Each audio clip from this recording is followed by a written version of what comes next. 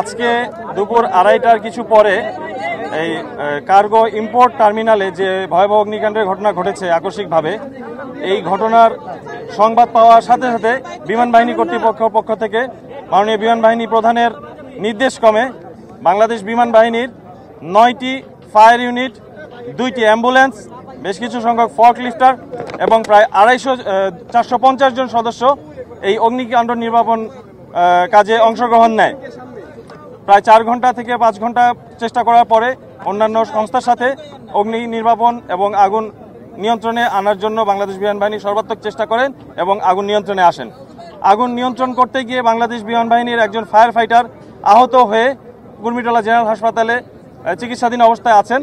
একই সাথে এই মুহূর্তে বাংলাদেশ বিমান বাহিনীর প্রায় 500 সদস্য এবং প্রয়োজনীয় সংখ্যক ফায়ার ইকুইপমেন্ট সহ ফায়ার ভেহিকেল এবং ক্র্যাশ টেন্ডার, ডোমেস্টিক টেন্ডার, এগুলো সবই বিমান বাহিনীর পক্ষ থেকে প্রস্তুত রাখা আছে শুধুমাত্র কোনো অনাকাঙ্ক্ষিত অপ্রত্যাশিত ঘটনা মোকাবেলা করার জন্য। ধন্যবাদ।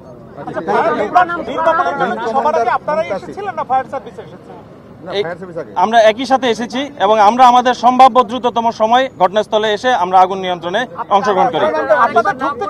না, আমাদের ঢুকতে কোনো সমস্যা নেই।